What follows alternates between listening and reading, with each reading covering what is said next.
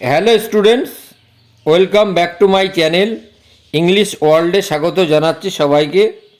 আজকে আমি ক্লাস 12-এর ফোর্থ সেমিস্টার এর West Bengal board of higher secondary education এর সনেট 73 বাই উইলিয়াম শেক্সপিয়ার এর লেখা সুন্দর কবিতাটি লাইন বাই লাইন রিডিং এর সাথে বাংলা মানে ও ব্যাখ্যা সহ পড়াবো এবং তাই এই কবিতার এমসিকিউ এবং এসএকিউ এই সমস্ত বিষয় নিয়ে আলোচনা করব। তো এই ভিডিওতে তোমরা ক্লাস 12-এর বাকি ভিডিওগুলি যদি না দেখে থাকো, আমি ডেসক্রিপশন বক্সে লিঙ্ক দিয়ে দিয়েছি, দেখে নিতে পারো। তো চ্যানেলটিতে নতুন হলে সাবস্ক্রাইব করে আমার পাশে থেকো এবং এই রকম ইনফরমেটিভ ভিডিওগুলি তোমরা তোমাদের বন্ধুদের সাথে শেয়ার করো। তো চলো পড়ানোর সাথে সাথে আননোন ওয়ার্ড বা অজানা শব্দের মানে বলে দেব। তো চলো শুরু করা যাক। সনেট 73, এই সনেট বলতে কি বোঝায়? তো sonnet 73 is also known as that time of year thou mayest in me behold. Sonnet 73 is a Shakespearean sonnet. Sonnet 73 written in iambic pentameter. Rather, the rhythm scale is AB AB, CD CD, EF EF, GG GG। তো এবার 73, এই 73 কেন বলা হয়েছে দেখো। L X x তিনটে Roman অক্ষর 1 2 3, মানে এক্স, এই এক্সের পরে তিনটে রোমান অক্ষর, তাহলে এল মানে 50, এক্স এক্স মানে 70, আর তিনটে রোমান মানে 1 2 3 রোমান মানে 73। এ হচ্ছে 73। এবার স্ট্রাকচার অফ দ্য সনেট, সনেটের গঠন। 3 কোয়ার্টেন্স অ্যান্ড এ ফাইনাল কাপলেট, তিনটি চতুষ্পদী কবিতা কোয়ার্টেন্ট এবং একটি সমাপ্তিসূচক দ্বিপদী কাপলেট। তো আমি আগেই বললাম AB AB, CD CD, EF EF, GG. William Shakespeare চিরকালের শ্রেষ্ঠতম লেখক বলেই খ্যাত। তিনি এক নাট্যকার, কবি, নির্দেশক, অভিনেতা ছিলেন।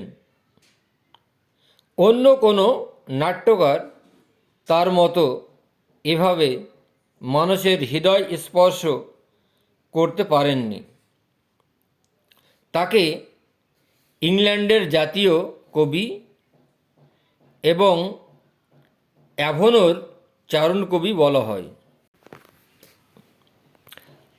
1616 খ্রিস্টাব্দের 23শে এপ্রিল তার জন্মদিনে তিনি মৃত্যুবরণ করেন।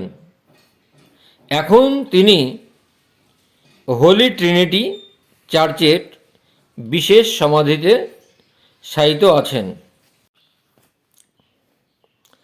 তো আমরা এই কবিতায় late autumn, twilight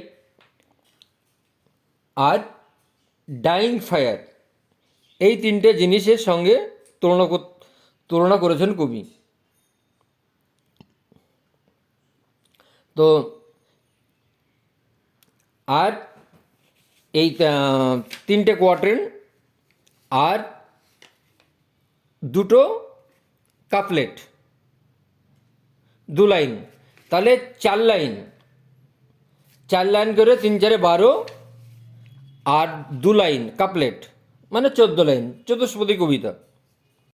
sonnet 73 reflects on aging, morality and the passage of time. Sonnet 73 প্রতিধ্বনিত করে বুড়ো বয়স্ক, মরণশীলতা এবং সময় সাথে। ইউজিং পাওয়ারফুল, ব্যবহার করেছেন শক্তিশালী ইমাজারি অফ অ্যাটম, শরৎকাল, টুইলাইট, গোধূলি, অ্যান্ড এ ডাইং ফায়ার, এবং জ্বলন্ত অগ্নিশিখা। শেক্সপিয়ার কম্পেয়ার্স, শেক্সপিয়ার তুলনা করেছেন his ageing self to nature's decline, তার বয়স প্রকৃতির দিকে ধীরে ধীরে ক্ষয়ে যাচ্ছে।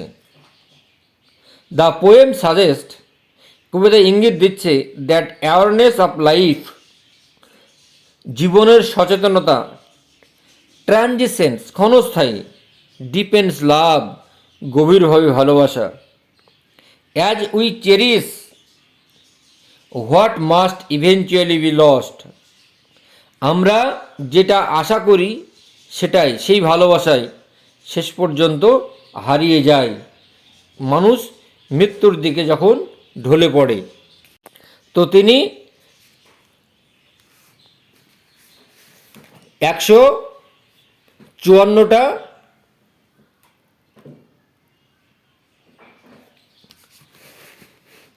কবিতা লিখেন, তার মধ্যে 126টা তার বন্ধুকে নিয়ে লিখেছিলেন এই ফেয়ার ইউথ, আর বাকি 26টা তার লেডি ডার্কে নিয়ে, ডার্ক লেডিকে নিয়ে লিখেন। তো কিন্তু ওই 126টা বন্ধুকে নিয়ে লিখেছিলেন, সেই বন্ধুর সঙ্গে তার বিচ্ছেদ হয়, তারপরে কবিতাটি লেখেন। এবার কবিতাটি আমরা চলো পড়ি। দ্যাট টাইম অফ ইয়ার, বছরের সেই সময়, year metaphor for late life, comprising aging to the final season of the year. এখানে মেটাফোর তুলনা করা হচ্ছে যে বছরের শেষ ঋতু, that time of the year, বছরের শেষ সেই ঋতু, দাও মানে ইউ, দাও মানে তুমি, মেইস্ট ইন মি, আমার মাঝে, আমার মধ্যে, বিহোল্ড, তুমি দেখতে পাবে, behold, to observe, to notice, the speaker invites the listeners to observe his ageing. When yellow leaves, যখন হলুদ পাতাগুলো, or none, কিছুই নাই, or few, অথবা অল্প কয়েকটি আছে, do hang, ঝুলে আছে,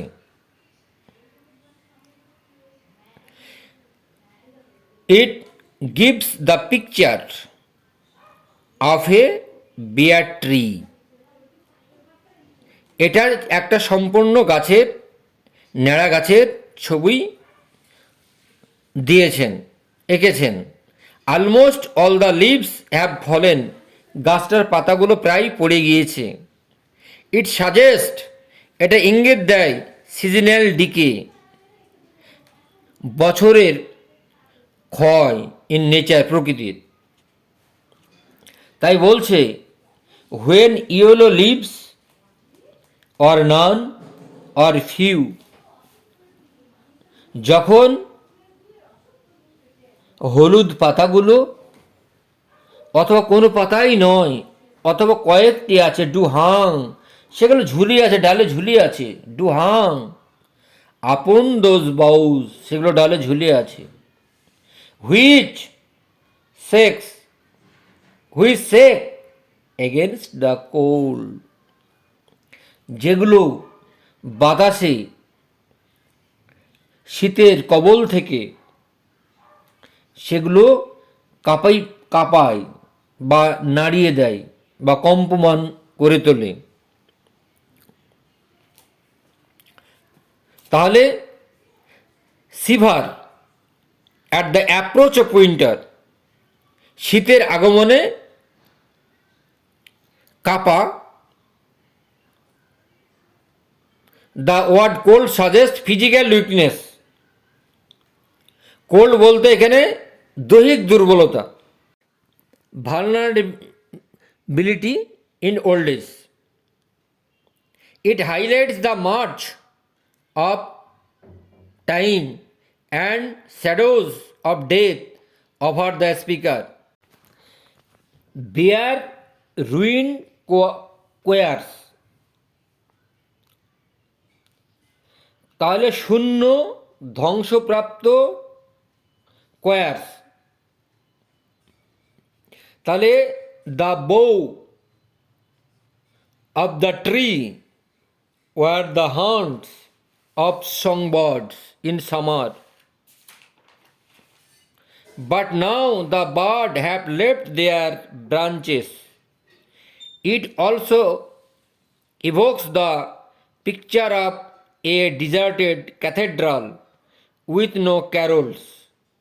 The shifting of the poet's vision from leafless branches to abandoned church choirs deepens the theme of loss of youth and highlights emptiness and decay.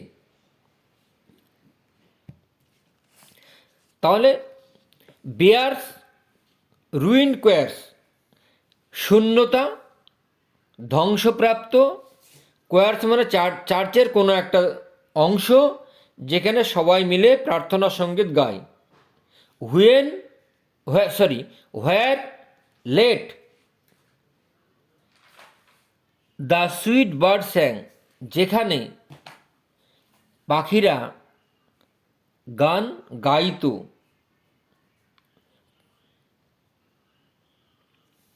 In me দাও, আমার মধ্যে, আমার মাঝে তুমি দাও শ্রেষ্ঠ, তুমি দেখতে পাবে। দ্য টুইলাইট, গোধূলি বেলা, অফ সাস ডে, সেই দিনে আমার মাঝে তুমি দেখতে পাবে গোধূলি লগ্ন সেই দিনে। অ্যাজ আফটার সানসেট, সানসেট মানে end of life, as after sunset, সূর্যাস্তের পর, ফেডেত বিলীন হয়ে যায়, ইন দ্য ওয়েস্ট পশ্চিম দিকে, হুইচ বাই অ্যান্ড বাই যেটা ধীরে ধীরে, ব্ল্যাক নাইট অন্ধকার রাত্রিতে, কালো রাত্রিতে, ডোথ টেক অ্যাওয়ে যেটা আস্তে আস্তে তোমাকে তোমার কাছ থেকে নিয়ে যায়। ডেথ সেকেন্ড সেলফ, মৃত্যুর দ্বিতীয় রূপ, মৃত্যুর দ্বিতীয় রূপ। দ্যাট সিলস আপ, যেগুলো বন্ধ হয়ে যায়, অল ইন রেস্ট, বিশ্রামের পরেই মানে ঘুমের পরেই। The expression means sleep, which is a smaller version of death. that gives the ultimate rest. In me, তাহলে সেকেন্ড কোয়ার্টারে চলে গেল, এবার থার্ড কোয়ার্টারে আসছে। ইন মি, আমার মধ্যে, আমার মাঝে, দাও মানে তুমি, সিস্ট মানে দেখতে পাবে, the glowing of such fire, এইরকম অগ্নিশিখা, এইরকম অগ্নিশিখা। তাহলে আমার মাঝে তুমি দেখতে পাবে এই রকম অগ্নিশিখা। The third imagery in which the youth of the poet is being compared with a nearly extinguished glow of fire that on the ashes, যেগুলো পড়ে থাকে, অফ হিজ ইউথ, তার যৌবনের, তার যুবক বয়সের, তার যৌবনের, ডোথ লাই, যেগুলো পড়ে থাকে। Ashes of youth, the fire has been nearly burned out and what remains is only the ashes of the spent out youth. আগুনে প্রায় পুড়ে শেষ হয়ে যায় বা গেছে, আর যেটুকু পড়ে আছে সেটুকু হলো যৌবনের ছাই। অ্যাজ দ্য ডেথ বেড, এই death bed, the fire or the life force is nearly burning out. It is a suggestion of impending death. তাই বলছে as the deathbed, মৃত্যুশয্যা, where on it must expire, যেখানে শেষ হয়ে যাবে, মৃত্যুশয্যা যেখানে শেষ করে দিবে, কনজিউমড উইথ দ্যাট, সেগুলো নিঃশ্বাস করবে, নিঃশেষিত হবে, ভোগ করবে, which it was nourished by, যেগুলো তাকে লালিত পালিত করেছিল। এখানে কবি বিভিন্নভাবে ব্যাখ্যা করেছেন যে কনজিউম, যে আজকে তাকে তার যৌবন বয়স, যারা তাকে দেখাশোনা করেছে তারা একদিন তাকে এই হারিয়ে দিবে, মুছে ফেলবে। তাই বলেছে যে consumed with that which was nourished by, তাকে যারাই পুষ্টি জুগিয়েছে তারাই একদিন তাকে শেষ করে দিবে, নিঃশেষিত করে দিবে। দিস দাও perceived,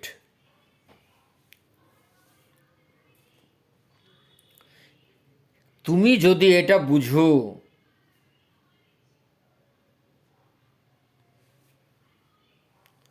which makes thy love more strong, তাহলে তুমি তাকে আরো আরো আরো ভালোবেসো, আরো ভালোবেসে যাও, তোমার ভালোবাসা দৃঢ় হোক। To love that well, deeply love deeply, which it last, তাকে আরও ভালোবাসো, আরও ভালোবাসো, আরও ভালোবাসো। টু লাভ দ্যাট ওয়েল, তাকে আরও ভালোবাসো। হুইচ দাও, যেটা তুমি, মাস্ট লিভ ইয়ার লং, যেটা চিরদিনের জন্য তুমি ছেড়ে যেতে পারো না, ভুলে যেতে পারো না। long before long. What will the poet friends give up before long? His youth, his friend. এখানে long more strong. The realization of aging and morality will make you love more strongly. It suggests that awareness of loss of youth deepens love and appreciation. This line is ambivalent. After listening to the poet's lament for the loss of youth, his friend will think of his own fortune and love the poet more strongly. It may also mean that an awareness of the poet's aging will make him love the poets deeply. তাই বলছে যে এসব যদি তুমি বোঝো, তীব্র প্রেম যাও তোমার হৃদয়ে, তোমার মনে, হারিয়ে যাওয়ার আগেই ভালোবাসা ছাড়া আর কিছু নেই।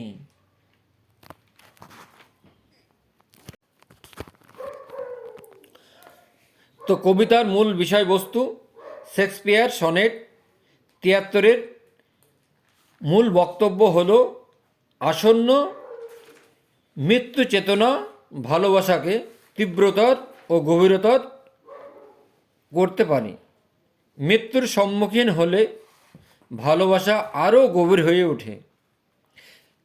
কবিতায় কথক বা লেখক তিনটি রূপকের মাধ্যমে তার নিজের বার্ধক্য ও অনিবার্য মৃত্যুকে চিত্রিত করেছেন। শরতের বিবর্ণ বৃক্ষ বা গাছ, গোধূলির ম্লান আলো আর নিভে যাওয়া আগুনের শেষ অঙ্গার। তবু হতাশার বদলে এই উপলব্ধি এক মর্মস্পর্শী সত্য উন্মোচন করে জীবনের ক্ষণস্থায়িত্বই ভালোবাসার মৃত্যুকে বাড়িয়ে তোলে। কবি তার প্রিয়তমর কাছে তার জীবনের সমাপ্তির কথা বলেন এবং গভীরভাবে জরুরি ভালোবাসার উৎস হিসাবে গ্রহণ করেন। মূল বার্তা হল যে যখন আমরা কারোর সাথে আমাদের সীমিত সময়ের ব্যাপারে সচেতন হই, তখন তাদের প্রতি আমাদের ভালোবাসা আরও মূল্যবান, লালিত ও উৎসুক হয়ে ওঠে। কবিতাটি ইঙ্গিত করে যে সত্যিকারের ভালোবাসা বার্ধক্যজনিত শারীরিক ক্ষয়ের কারণে দুর্বল হয় না, বরং আরও শক্তিশালী, আরও ভালোবাসো হয় এবং এটি বর্তমান মুহূর্তের মূল ও বিচ্ছেদের অনিবার্য সত্যকে স্বীকার করে। শেক্সপিয়ার যুক্তি দিয়ে দেখান যে সময় ভালোবাসাকে কমায় না, বরং বাড়িয়ে তোলে। কবির মরণশীলতার সম্পর্কে প্রিয়তম উপলব্ধি তাদের বন্ধনকে গভীর করে। ক্ষণস্থায়িত্ব ভালোবাসার অনুপ্রেরণার রূপান্তরিত করে। সর্বোপরি এই সনেটটি ইঙ্গিত দেয় যে ভালোবাসার সবচেয়ে বড় শক্তি হল জীবন, সংক্ষিপ্ত হওয়া সত্ত্বেও, এবং সেই সংক্ষিপ্ততার কারণেই বিকশিত হওয়ার ক্ষমতা। এটি যেন সাধনা এক প্রকার ক্ষমতা।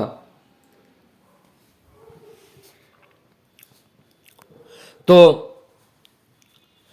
এটি যেখানে আমরা ভালোবাসি, যাকে ভালোবাসি তাকে আরও বেশি করে আঁকড়ে ধরি, কারণ সেগুলো চিরস্থায়ী নয়। এই কবিতাটি আমি তোমাদের প্রত্যেকটি লাইন ধরে ধরে পড়িয়ে দিলাম। তাও যদি তোমাদের বুঝতে অসুবিধা হয় তাহলে আমাকে কমেন্ট করো, আমি বুঝিয়ে দেব। তো ভিডিওটি ভালো লাগলে লাইক, কমেন্ট, শেয়ার করে দিও। দেখা হবে অন্য কোনো ভিডিওতে। ভালো থেকো, সুস্থ থেকো। আজ এখানেই শেষ করছি। বাই।